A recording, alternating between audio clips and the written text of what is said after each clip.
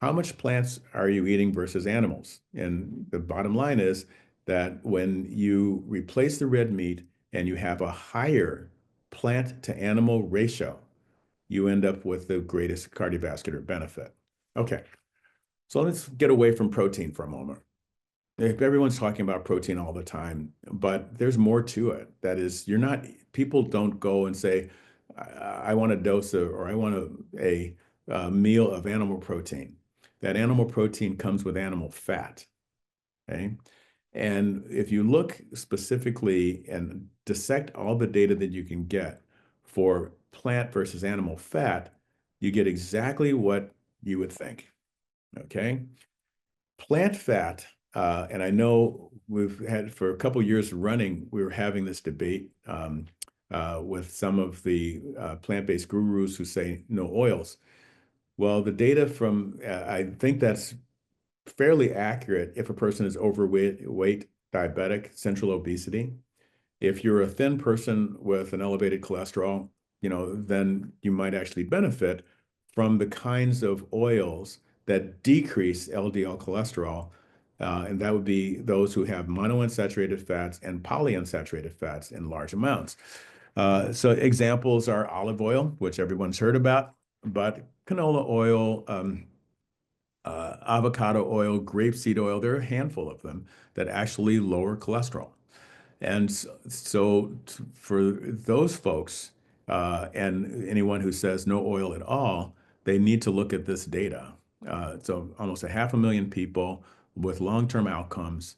And you saw if you're eating the oils from a healthy plant, okay, fat from grains, fat from vegetable oils, you saw somewhere around an 8 to 12% decrease in death and even higher decrease in cardiovascular death. Okay, so the no oil issue just needs to be kind of looked at from that lens. However, really true that animal fat, and I know that people are saying butter is back, and and there are people who are saying that saturated fat is not as bad as people think it is, and that the problem is the animal protein causing the TMAO. It's hard to argue that because again, people are eating, an animal product that has a lot of stuff in it and has a lot of stuff on it, like advanced glycation products. And if you barbecued it, it's polyaromatic hydrocarbons and heterocyclic amines, but people still put animal protein on a flame as if that data was not published already. Egg fat, very similarly, increases mortality rate. So we're talking 13 to 16% increases in cardiovascular and overall death if you're eating animal fat, including egg protein. So the data is actually very clear. No one should be eating animal products, and you don't necessarily have to avoid plant-based oils if they fit the bill of having cholesterol-lowering properties. So it's interesting. I still recommend those no oil diets for the people who are struggling with weight, however, because it doesn't matter which fat you're talking about. They all are 9 calories per gram, and they do end up increasing the weight for people.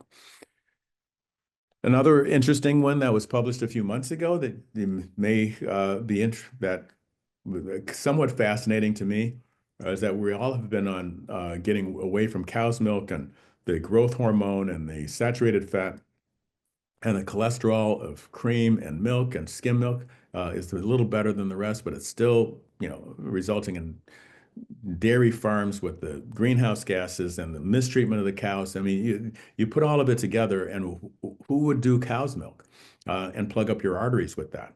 Well, interesting, we haven't had a lot of comparisons. This is one of the first comparisons that I've seen that focuses on milk, not the protein, not the oil, but just the milk.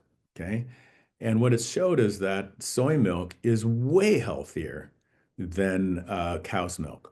And the hazard ratio for events that you're seeing, the forest plot, so-called forest plot, everything is on the left. The one exception was, you see here, is that if it's sweetened soy milk, and I know that's popular and maybe tasty, if people are, that actually does tend to increase fasting insulin levels.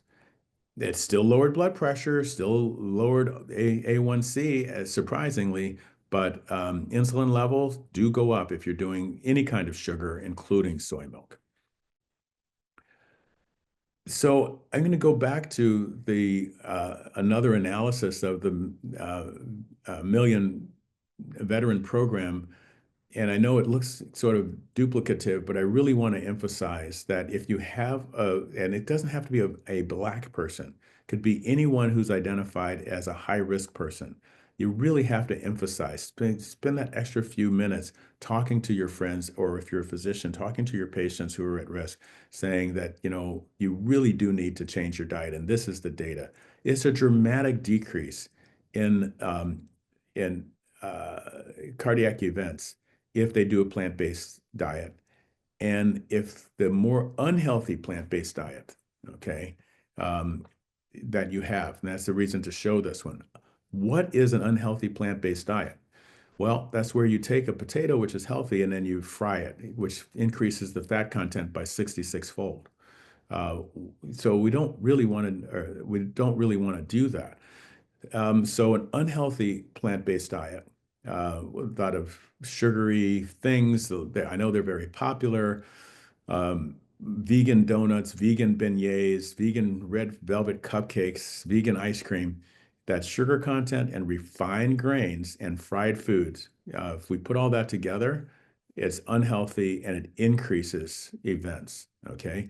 And it's true whether, and there's no disparity there. We're all human, and you end up with worse outcomes.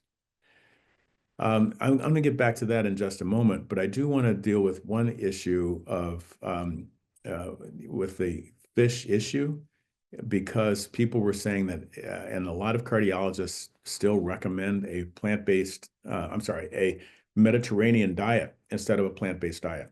And it's based on what you see in the upper left here, a 30% decrease in heart attack, stroke, and death if you did a Mediterranean diet instead of the red meat full diet or control diet. But I want everybody to understand that this was a heart attack, that's acute myocardial infarction, heart attack, stroke, or death from cardiovascular causes. That is so-called, the primary endpoint is a combined endpoint. This, okay? Suppose they're all different. You're kind of mixing them in together. And so if you look at overall death rate, they're about the same. That's number one. Number two, when you do look at the the secondary endpoint, that is the individual components, you find a completely different story. Shown here in magenta is that if you change your red meat to fish, you will decrease your stroke rate. Okay, at least in the Mediterranean study that was published in 2018. The data was initially published in 2013, about 3 years for analysis. So it was done, over a 7-year period, so probably 2003-ish. And the oceans were not the same.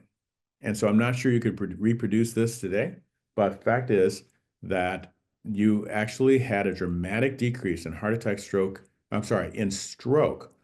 But if you looked at heart attacks, it was about the same. If you looked at death from cardiovascular causes, about the same.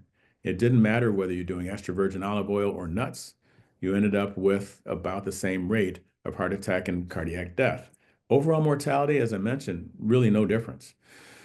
So what we learned from here is that getting rid of red meat cut the strokes in this study. Very well done study, but please, don't please let any heart doctors know that they shouldn't be recommending it based on this trial, because it didn't show a cardiac benefit. It only showed a stroke benefit.